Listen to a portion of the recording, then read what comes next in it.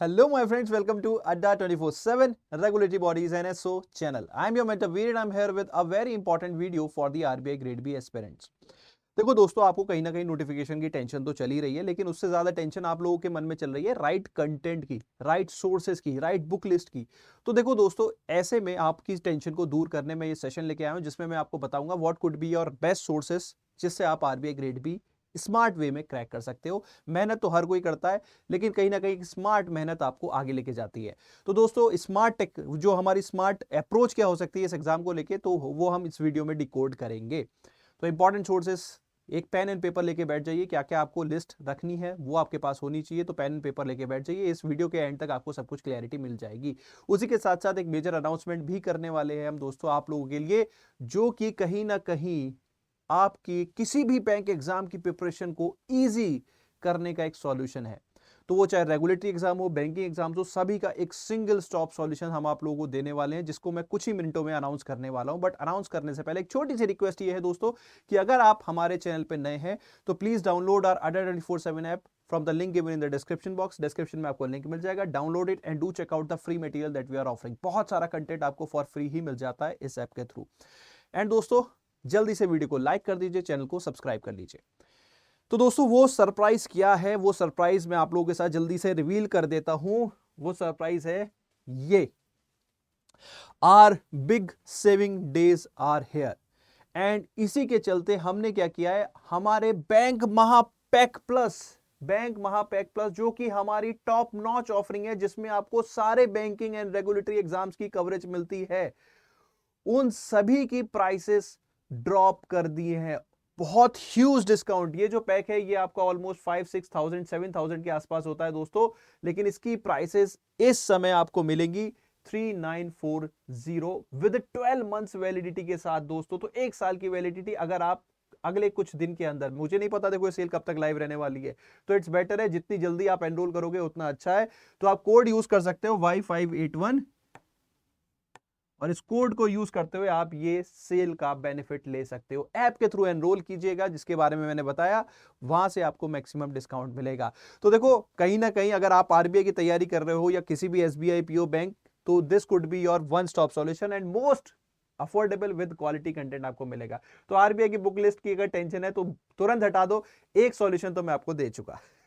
बाकी कहीं ना कहीं मैं आप लोगों की, क्योंकि बहुत सारे बच्चे डिफरेंट सोर्सेज से तैयारी करते हैं, तो what could be the right sources मैं डिस्कस जरूर करूंगा। तो चलिए स्टार्ट करते हैं। तो सबसे पहले अगर हम देखें दोस्तों, हमारा फेज 1 जो है वो 4 पार्ट में डिवाइडेड है, general reasoning, general awareness, reasoning, English, quantitative aptitude. अब देखो यहाँ पे क्या है, 80 क्वेश्चंस, 80 मार्क्स, 25 मिनट। यानी कि आपके पास ढंग से टाइम भी नहीं होगा आपको क्वेश्चन पूरे देखने का। तो यानी कि जो क्वेश्चन आता है वो आना चाहिए। तो यहाँ पे हमें पहले अप्रोच क्या रखनी है, सोर्सेज से पहले यहाँ पे आपको ये ध्यान रखना है कि आपको रिटेंशन पे ध्यान देना है। रिटेंशन कैसे आएगा, जब आप बार बार रिवीजन करेंगे। तो रिवीजन के लिए आपको अपनी सोर्सेस कंस्ट्रेंड रखनी होंगी, सोर्सेस लिमिटेड रखनी होगी, और जो कंटेंट आप कर रहे हैं उसका बार बार रिवीजन करना होगा। तो this could be your approach. ठीक है, ये एग्जाम चिल्ला चिल्ला के बोल रहा है, ये बदलने नहीं वाला, ये ऐसी रहने वाला है, ये इजी नहीं होने वाला। कट ऑफ अगर आप ओवर द पीरियड देखोगे तो वो गिरी है, बढ़ी नहीं है। दैट मीन्स पेपर दिन ब दिन डिफिकल्ट होता जा रहा है। अगर इजी आ जाएगा तो कहीं ना कहीं ठीक है यार, सभी हर कोई कर पाएगा, लेकिन डिफिकल्ट है तो यानी कि वो डिफिकल्टी ही आपके फेवर में है। अगर आप स्मार्टली तैयारी करोगे तो डिफिकल्टी आपके फेवर में है। तो करंट अफेयर अवेयरनेस के रिलेटेड क्या क्या आपकी सोर्स हो सकती हैं, तो उसके बारे में बात करें क्या? ठीक है, या चलिए पहले क्यूआरई के बारे में बात कर लेते हैं, क्वांट रीजनिंग इंग्लिश, तो एक बार उसका भी पैटर्न देख लेते हैं, उसके बाद करंट अफेयर पे आ जाएंगे। तो रीजनिंग 60 क्वेश्चन, 60 मार्क्स, 45 मिनट्स। यहाँ पे भी अगर आप देखो पेपर का जो लेवल है बहुत डिफिकल्ट रहता है। पिछली बार बहुत सारे कैंडिडेट्स ऐसे थे जिनकी ओवरऑल कट ऑफ तो क्लियर थी, लेकिन रीजनिंग के अंदर 0 मार्क्स थे, ट्रस्ट मी 0। तो पेपर की डिफिकल्टी बहुत है, लेकिन क्या सर 60 में से हमें एक क्वेश्चन भी ऐसा नहीं मिल रहा? देखिए क्या होता है, जब हम पैनिक मोड में होते हैं ना, एग्जाम के अंदर बैठे होते हैं, तो दिमाग आधा वैसे ही पैनिक कर जाता है, फ्रीज हो जाता है, और एक सेक्शन जो हमें डिफिकल्ट लगता हो वो और भी डिफिकल्ट हो जाता है। तो ये इस खाली रीजनिंग के साथ नहीं होता दोस्तों, ये क्वांट्स के साथ भी होता है। इंग्लिश एक ऐसा सब्जेक्ट है, या तो आता है या फिर नहीं आता है, तो यहाँ पे आप बहुत ज्यादा कर नहीं सकते। सिंपल बेसिक रूल्स होते हैं, आइडेंटिफाई करो, क्वेश्चन को सॉल्व करो। या तो इंग्लिश समझ में आती है या इंग्लिश समझ में नहीं आती है, तो समझ नहीं है तो बेसिक रूल्स प्रिपेयर करो एंड प्रैक्टिस करो। तो प्रैक्टिस कहीं ना कहीं इन तीनों ही सेक्शंस की डिमांड है, इन तीनों ही सेक्शंस की डिमांड है। बट एक बेसिक लेवल की, जैसे मैंने इंग्लिश में बोला, एक थ्योरी की जरूरत है, उसी तरह क्वांट्स और रीजनिंग में एक बेसिक अप्रोच की जरूरत है। तो बेसिक अप्रोच के बारे में हम बात कर लेते हैं कि क्यूआरई के लिए क्या बेहतर हो सकता है। तो देखो क्यूआरई के लिए या इवन फेज 1 जो हमारा है उसके रिगार्डिंग हम यहाँ पे एक अगर मैं सोर्सेज के बारे में बात करूं तो देखो एक हमारी कंप्लीट बुक किट है, टोटल 6 बुक्स हैं इसके अंदर, जिसमें quant, reasoning, English, static, banking and financial awareness, phase 1 के पीवाईक्यूज एंड ऑल। तो फेज 1 की क्या स्ट्रेटेजी होनी चाहिए, तो वो सारी बुक्स इसके अंदर है। तो क्या सर हमें इन बुक्स के लिए जाना चाहिए? आप चाहो तो इन बुक्स के लिए जा सकते हो यूजिंग द कोड Y581S। लेकिन एक चीज है, बहुत सारे बच्चे कहते हैं कि सर मैं इस बुक से तैयारी कर रहा हूं, मैं उस बुक से तैयारी कर रहा हूं। ठीक है, यहां हमारी जो सोर्सेस हैं इनका क्या एडवांटेज है, देखिए ये आपको एक कंफर्टेबल लेवल पे क्या होता है, बहुत सारे बच्चे जो हैं वो बहुत डरते हैं, बहुत डरते हैं। अगर आप एक ऑलरेडी इंटरमीडिएट या एडवांस लेवल पे हो तो you do not need to go with this, you can go with the mocks directly. आप मॉक्स की तैयारी डायरेक्टली करो, you do not need a book. अगर आप इंटरमीडिएट और एडवांस लेवल पे आप ऑलरेडी हो, आपको बेसिक सब कुछ क्लियर है, तो you do not need a book, you can go with the mocks directly. लेकिन अगर आप एक बिगिनर हो, आपको एक पहले एक बेसिक लेवल की अंडरस्टैंडिंग चाहिए, आपको एक अंडरस्टैंडिंग आनी चाहिए कि यार मैं डर खत्म करूं, तो वो डर खत्म करने में ये बुक्स आपको हेल्प करेंगी।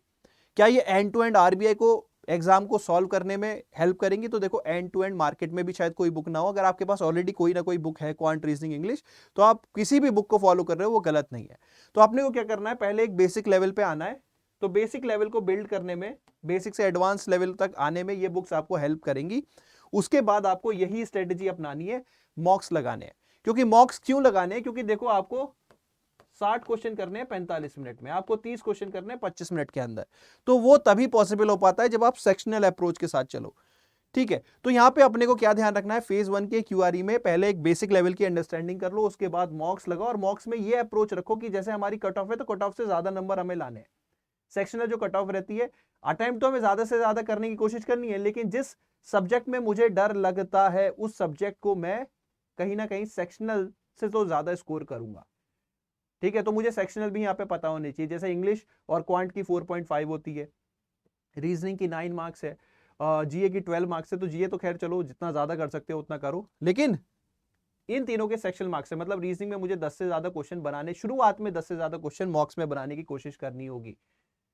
जब मैं 10 बना लूंगा तो फिर मैं नेक्स्ट टारगेट रखूंगा 15, फिर मैं नेक्स्ट टारगेट रखूंगा 16, 17, 18। इस तरह से मैं एक एक करके धीरे धीरे अपना लेवल बढ़ाऊंगा। तो कहीं ना कहीं जब मैं बेसिक्स कर लूंगा और मॉक्स के थ्रू इस अप्रोच के साथ तैयारी करूंगा तो मुझे इसमें बहुत ज्यादा इंप्रूवमेंट मिलेगी।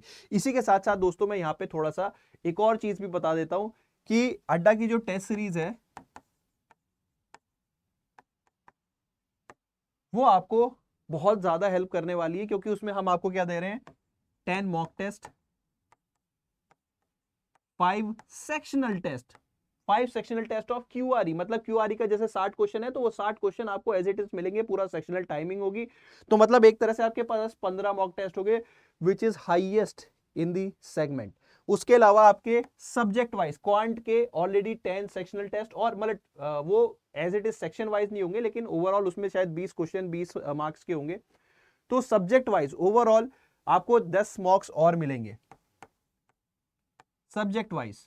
ठीक है, इसके अलावा टॉपिक वाइज प्रैक्टिस भी आपको मिलेगी।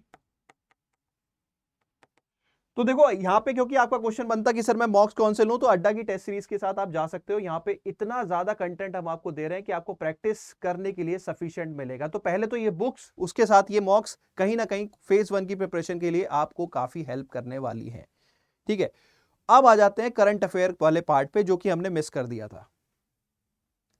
तो करंट अफेयर पार्ट के लिए देखो, अगर सपोज नोटिफिकेशन अब आ जाता है इन द कमिंग डेज, जो हम सोच रहे हैं मई में आ जाए यार, तो या अप्रैल में जैसे मार्केट में कह रहे हैं, मुझे मई का सोर्स से ज़्यादा लगता है, बट चलिए अप्रैल में आ जाए।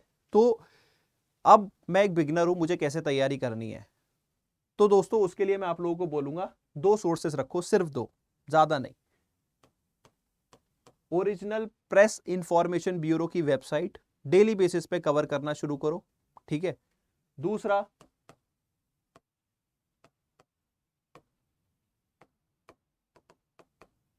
आरबीआई की वेबसाइट। ठीक है, ये करने की मतलब डेली बेसिस पे आदत कर लो। आरबीआई की वेबसाइट में 2 सेक्शन करने होते हैं, RBI notification and press release, बस दैट्स इट। आपका फेज 1 का जीए ज्यादातर इन्हीं सोर्सेज से आएगा। अब आप सोच रहे होंगे सर स्कीम्स टाई अप्स वो सब पीआईबी पे, सर जनरल अवेयरनेस जो कि स्पोर्ट्स इन न्यूज रहता है, पर्सनैलिटी न्यूज रहती है, वो पीआईबी पे कवर मिलेगी। पीआईबी पे आप देखो ना, पीएम कांग्रेचुलेट करते रहते हैं इतनी स्पोर्ट्स पर्सनैलिटी को, क्यों कर रहे हैं? वो पर्सनैलिटी इन न्यूज है। कोई नया अपॉइंटमेंट होगा गवर्नमेंट सर्विसेज में, वो यहाँ पे मेंशन्ड होगा। तो क्या सर हम न्यूज़पेपर बिल्कुल ही स्किप कर दें? ठीक है, बिल्कुल स्किप नहीं करूंगा, लेकिन मैं यहाँ पे स्मार्ट अप्रोच बता रहा हूँ। ये 100% 80 में से 80 मार्क्स नहीं आएंगे, लेकिन 40 प्लस मार्क्स लाने के लिए ये 2 सोर्सेज भी मोर देन सफिशिएंट है। लेकिन अगेन वो रिटेंशन एंड रिवीजन, चाहो तो अगर ये दोनों सोर्सेज नहीं हो सकती खुद से, तो कोई भी मार्केट से स्टैंडर्ड मैगजीन से कर सकते हो, कोई भी स्टैंडर्ड मैगजीन से कर सकते हो। लेकिन अगर ये सोर्सेज फॉलो करोगे तो फेज 2 में भी हेल्प करेगी। ठीक है, तो मार्केट में स्टैंडर्ड मैगजीन्स भी आती हैं, जो आपको पसंद आए वहां से कर लो। ठीक है, so this is all about current affairs. याद रखना, अब एक और क्वेश्चन आपके यहाँ पे याद, मतलब क्वेश्चन याद आएगा बाद में कि सर करंट अफेयर कितने मंथ्स का करें? 4 to 5 months prior to the date of exam. तो सपोज आपका एग्जाम जून मंथ में होता है, let's assume, let's keep our fingers crossed. तो अगर आपका एग्जाम जून मंथ में होता है, तो जून से 5 महीने पहले, मई अप्रैल मतलब जैन से स्टार्ट कर दो, जैन से लेके जून तक के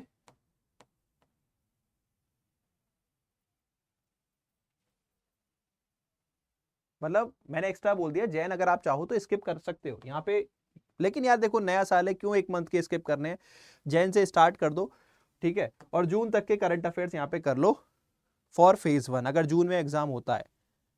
नहीं तो फिर रिवीजन आप किसका करना? रिवीजन आप पहले पढ़ते तो इस ऑर्डर में चलो, लेकिन रिवीजन किस ऑर्डर में करना? रिवीजन रिवर्स ऑर्डर में करना, जून टू जैन, मतलब सबसे पहले जून का रिवीजन करना, फिर मई का करना, फिर अप्रैल का करना, फिर मार्च का करना, फिर फेब का करना, फिर वापस से सेम करना, तब जाके जैन पे आना। ठीक है, तो रिवीजन इज द की। तो सोर्सेज देखो अपनी कंस्ट्रेंट रखो, ज्यादा सोर्सेज नहीं रखनी है, लिमिटेड सोर्सेज रखनी है। तो this is all about the phase 1 strategy दोस्तों। अब आ जाते हैं फेज 2।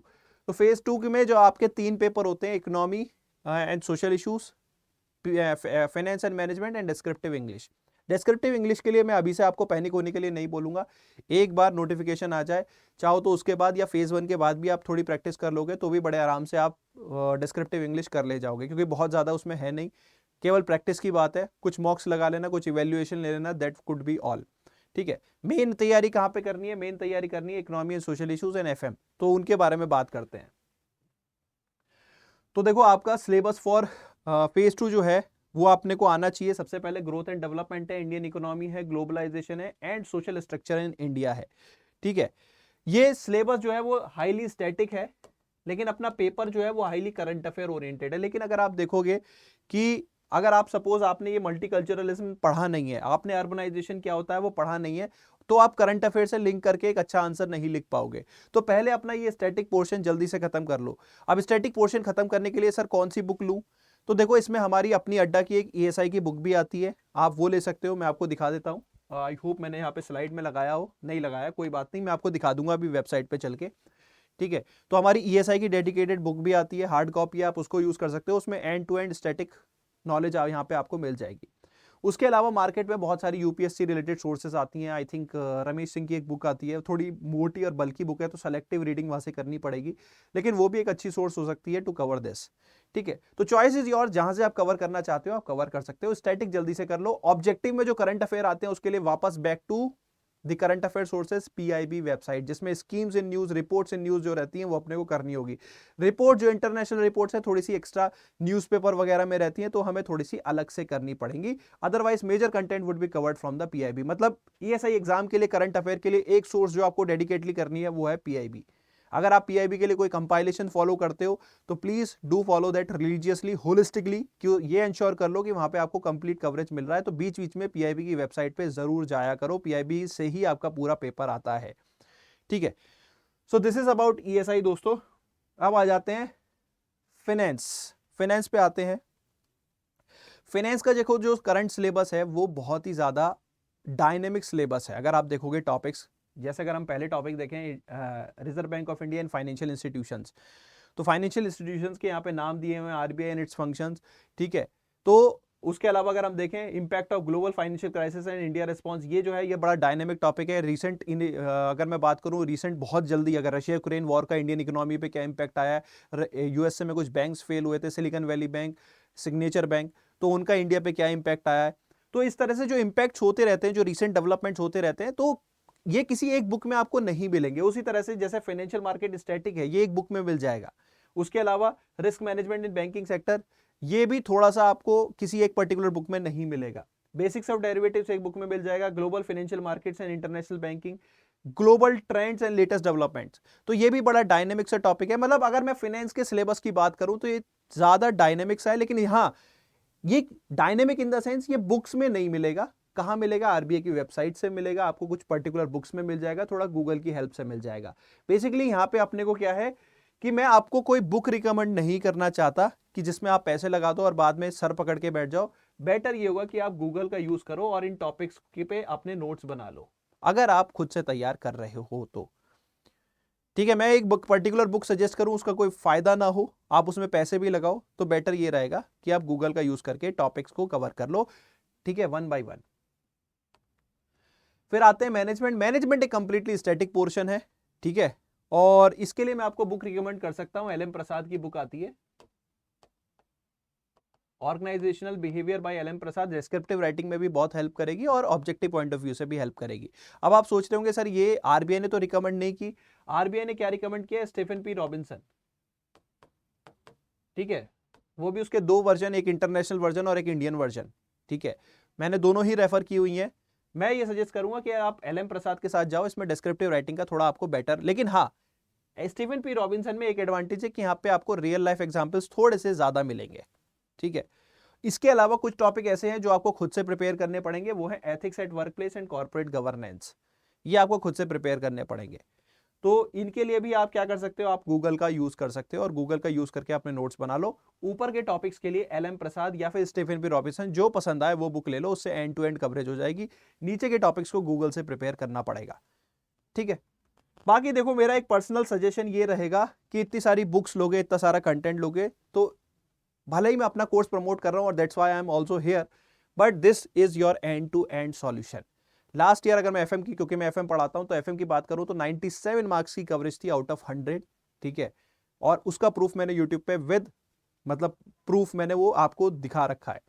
तो आप चाहें तो वीडियो हमारे चैनल पे भी मिल जाएगी, आप देख सकते हैं, विद प्रूफ मैंने आपको दिखाया कि हमारे कितने क्वेश्चन आए कितने नहीं आए। तो अगर आप उसी लेवल की कवरेज चाहते हो, एंड टू एंड कवरेज चाहते हो, तो आप हमारा फेज 2 का बैच है कंप्लीट, इसमें भी एनरोल कर सकते हो। शायद आप जितनी बुक्स खरीदो उससे सस्ता ही ये आपको पड़ेगा। तो इतनी सारी बुक्स के पीछे नहीं जाना। इसमें आपको क्या मिलेगा? इसमें आपको लाइव क्लासेस मिलेंगी, जो लाइव क्लासेस मतलब लाइव एनवायरनमेंट में आप पूरा कोर्स कवर कर सकते हो, और बाद में चाहो तो रिकॉर्डिंग भी देख सकते हो, ठीक है। End to end exam oriented content मिलेगा, जिसकी पीडीएफ्स भी मिलेंगी, ठीक है। और दोनों ही एक्सपर्ट्स मेंटर्स जो है आरबीआई और रेगुलेटरी एग्जाम्स को ओवर द इयर्स फॉलो करते आए हैं, तो उनकी एक्सपर्ट गाइडेंस यहां पे रहेगी, तो आपको कोई टेंशन लेने की जरूरत नहीं है, ठीक है। तो आप चाहो तो ये फेज 2 के लिए, अगर आप स्पेसिफिकली फेज 2 से परेशान हो, तो ये मेरा एक पर्सनल सजेशन रहेगा कि गो विद दिस बैच, ब्लाइंडली इस बैच के साथ जाओ, और आप डिससेटिस्फाइड नहीं होगे जब आप एग्जाम पेपर में अपीयर करोगे। ये अपनी कहीं ना कहीं एक गारंटी बोल सकते हैं, आप कभी भी डिससेटिस्फाइड नहीं हो सकते अगर आपने ये बैच लिया हुआ है।